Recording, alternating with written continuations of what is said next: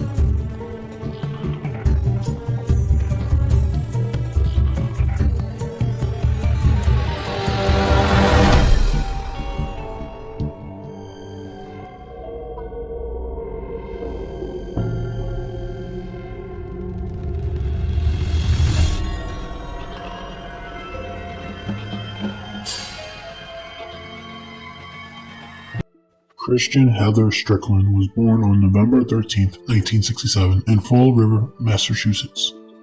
Fall River, once a booming textile hub in the 19th century, fell into decline by the mid-20th century. By the 70s and 80s, it was having economic struggles. The community had many different families from different backgrounds. They all revolved around church and schools. The town motto is, "We'll try." Historically, the town is tied to the Lizzie Borden case, which sets an eerie layer to this current case. Christian's parents was Richard Strickland, an electronics executive. Christian's mother went by the name Claudia Strickland. She was a substitute teacher, but mainly she was a stay-at-home parent. Kristen was a gifted student, being a member of the math club. To an outsider, they looked like the perfect American family.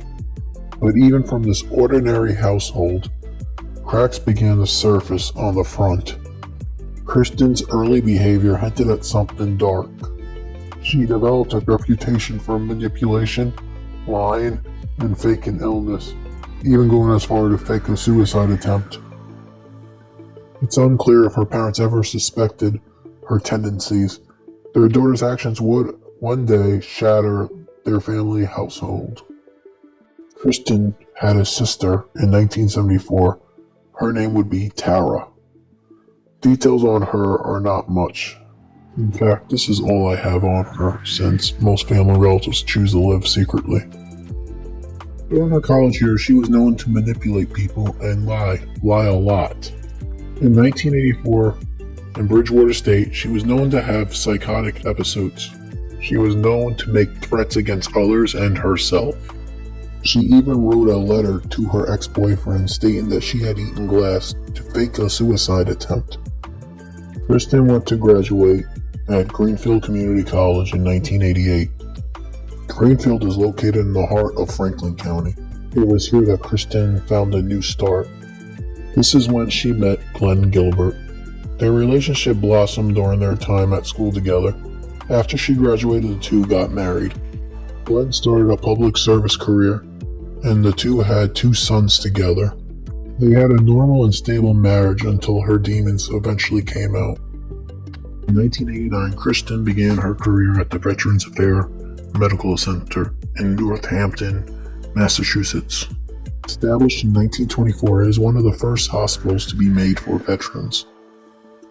The town is known as Paradise City. It is a hub for art, education, and activism, and liberal values. She was quickly realized as a competent nurse by her colleagues and her superiors, even being featured in the hospital magazine VA Practitioner in April 1990, which highlighted her abilities and dedication.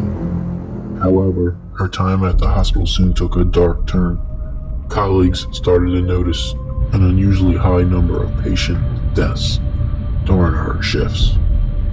At first, these tragic events were dismissed as coincidence. Some used to joke and called her the Angel of Death. Tragically, these suspicions were confirmed when it was revealed that she had been injecting patients with lethal doses of adrenaline, causing cardiac arrest.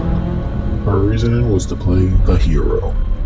Feeding her need for attention and control, her actions were calculated and manipulative, making her the true guise of a dedicated nurse. Kristen began to have an affair with a man named James, a security guard at her workplace. Their relationship began when she started working the night shifts. It started with flirting, but became more intimate as the weeks progressed. Some accounts suggest that she purposely created these medical emergencies to impress James, a motivation of desire and to gain attention from him. James would eventually testify against her in court. He said that while they were on the phone, that she admitted that she did it, that she injected this man with adrenaline. She later revealed that she only said that to provoke this man into breaking up with her. Now let's go over the victims. Victim number 1. Stanley was a 66-year-old veteran who was admitted to the VA hospital for treatment. He became Kristen's first victim on August 21st, 1995, when she injected him with a lethal dose of adrenaline, causing him cardiac arrest. His last words were, "Stop, you were killing me." Born in 1929. After serving the Army, he worked as a truck driver. He lost a leg due to diabetes, but nearly recovered, according to his daughter, Susan. Victim number 2. Henry was a 35-year-old Vietnam War veteran who suffered from PTSD. He was killed on the same way on December 8th, 1995. His sister Christine claims that Henry screamed that he wanted to come home and that they kill people here. Victim number 3, Kenneth, was another veteran receiving care at the hospital. He died on February 2nd, 1996 by the same method. Victim number 4, Edward, was a 60-year-old veteran. He was killed on February 18th, 1996 in the same way as the others. Like other family members, they expressed grief and anger. Victim number 5. During 1996, Thomas became one of the victims that was a survivor of Kristen's attempts. He would go on to personally testify against her. During his testimony, he said that she administered a non-lethal dose of adrenaline, causing him to have a medical emergency. His testimony greatly helped the prosecution case show that she was deliberately trying to kill people. Victim number 6. Edward Stone was another survivor in 1996 who Kristen tried to harm. Fortunately, he survived. His documented case was used against her.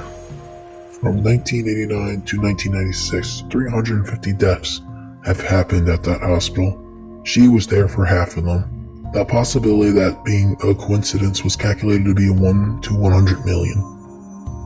In February of 1996, John, Kathy, and Renee, 3 nurses, reported the concerns about Kristen and her behavior, prompting an investigation. As authorities delved deeper, they discovered a disturbing pattern of medical emergencies and fatalities linked to her presence. In March of 1996, she resigned before the inquiry began. On September 26, 1996, she was arrested for making bomb threats trying to disrupt the investigation. She was found at her parents' house. Her affair with a security guard also ended during 1996, and her marriage began to fall apart when Glenn saw that the affair came to light, along with the murders. She would be divorced by 1998. She was charged with 4 accounts of first-degree murder, 2 attempted murders, and additional charges related to assault and making a bomb threat. Prosecution sought the death penalty, making this a federal capital case due to the murders occurring at the Veterans Affairs Hospital, a federal institution. The legal proceedings began with a grand jury indictment in 1998. The defense filed multiple motions to challenge the evidence and the prosecution's attempt to seek the death penalty. One notable motion involved questioning whether race or gender played a role in the decision to pursue capital punishment. The trial officially began in the year 2000. The prosecution team, which was made of William and Irene, presented evidence showing a significant increase of deaths during her shifts. They relied on the testimony of survivors and co-workers. The defense team, which was made of David, Harry, and Paul, said that those deaths were from natural causes. They also attacked the evidence, saying that it was not really reliable. And finally, they tried to make their client a victim. Kristen was convicted on all charges. The jury could not reach an agreement on the death penalty. As a result, the judge, Michael A. Posner, passed a life sentence with no parole. Her defense tried to set appeals to challenge the conviction. The appeals were not successful, and her sentence was upheld. The case highlighted issues in patient safety and the oversight of medical professionals. It also marked the importance of whistleblowers exposing wrongdoing. In the media, the reaction to the case was one of shock and horror and disbelief that an idea of a trusted healthcare professional could exploit and harm so many people. As the trial intensified, scrutiny on nursing practices and the oversight of medical professionals led to discussions about patient safety and accountability for healthcare settings. Families of the victims expressed a range of emotions, from relief at the guilty verdict to the ongoing grief and anger. Some family members supported the death penalty, while others felt that life imprisonment was good enough for her. The case also sparked debates on the death penalty itself, as it was one of the rare federal capital cases in Massachusetts. In the aftermath, families participated in the advocacy of efforts to improve patient safety. Hospitals had to reevaluate staff, and they also had to monitor their patients better. Whistleblower protections were also looked at. Discussions were sparked about doing psychological profiles, as well as better background checks on ongoing evaluations. Kristen is currently serving her life sentence without parole at the FMC Carswell, a federal medical center for female inmates in Fort Worth, Texas. She has remained out of the public eye since conviction. Family has stated it's difficult to visit her due to her distance. Well, that's it for today's video. If you liked it, please give it a thumbs up and please subscribe to me. It helps me make more content. Until next time, please stay safe.